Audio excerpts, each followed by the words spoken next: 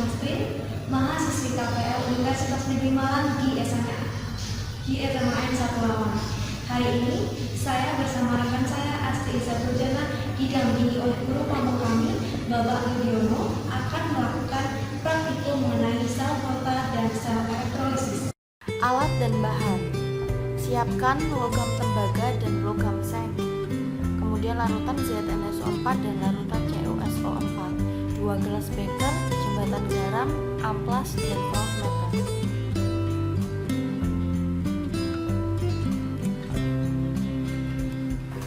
Langkah percobaan. Langkah yang pertama harus kita lakukan adalah membersihkan kedua elektroda baik Zn dan juga Cu menggunakan amplas. Pastikan ketika menggosok-gosok permukaan seng dan juga Cu harus sangat bersih dan tidak ada lagi endapan. Kemudian kita masukkan larutan ZnSO4 1 molaritas ke dalam gelas beker sebanyak 50 ml. Ketika menuangkannya, pastikan dengan alat bantu yaitu corong agar tidak tumpah kemana-mana.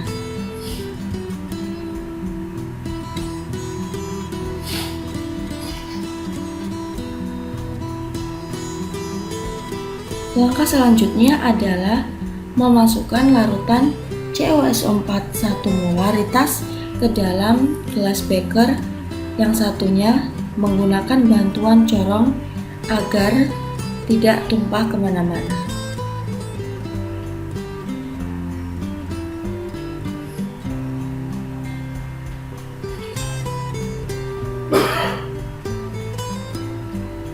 Kemudian dihubungkan kedua elektroda baik Zn maupun Cu dengan voltmeter. Zn dihubungkan pada kutub negatif, sedangkan logam Cu dihubungkan dengan kutub positif. Rangkaian pada kabel ini kemudian dihubungkan dengan voltmeter dengan tegangan sebesar 3 volt.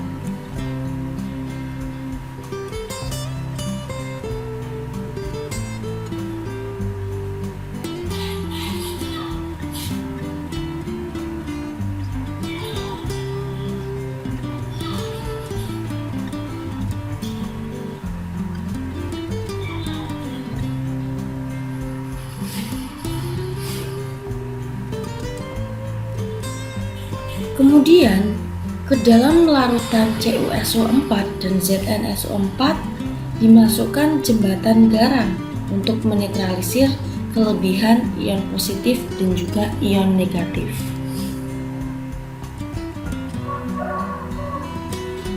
Kemudian, dimasukkan kedua elektroda yang sudah dihubungkan dengan kabel melalui voltmeter ke dalam larutan CuSO4 dan ZnSO4.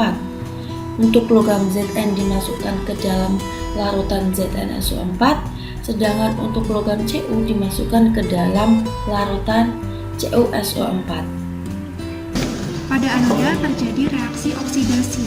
Atom-atom Zn akan berubah menjadi ion Zn2+ dan melepaskan 2 elektron. Zn2+ yang dihasilkan dari oksidasi Zn akan masuk ke dalam larutan seng sulfat. Sedangkan elektron yang dilepaskan akan berjalan untuk kemudian ditangkap oleh Cu2+ yang ada di larutan CuSO4. Zn2+ yang ada di dalam larutan hasil dari oksidasi Zn harus berpasangan, sedangkan ion negatif sulfat yang ada di larutan ini semuanya telah berpasangan dengan Zn2+ yang sudah sejak lama berada di larutan. Maka dari itu, ion-ion negatif dari jembatan garam akan turun ke dalam larutan ini dan berpasangan dengan Zn2+ hasil oksidasi dari atom-atom Zn pada anoda. Sedangkan ion-ion positif pada jembatan garam akan turun ke dalam larutan CuSO4 dan berpasangan dengan SO4 2-. Karena pada larutan ini ketika Cu2+ yang ada di dalam larutan menangkap elektron, dia akan meninggalkan ion-ion sulfat sehingga larutan ini menjadi kelebihan muatan negatif. Kelebihan muatan negatif tersebut kemudian dinetralkan oleh ion-ion positif yang ada pada jembatan garam.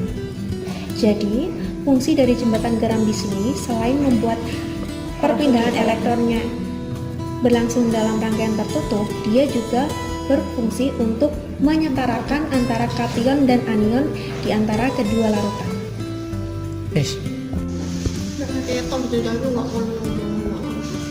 Coba kita perhatikan pada kedua elektroda ini.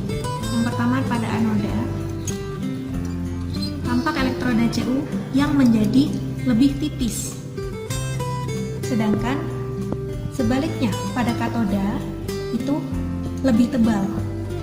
Karena tadi atom-atom pada anoda yaitu atom Zn dia itu teroksidasi menjadi ion-ion Zn2+ secara terus-menerus sehingga dia akan semakin tipis. Sebaliknya, katoda Cu2+-nya akan menempel di tepi-tepian logam Cu tersebut sehingga dia akan menjadi lebih tebal.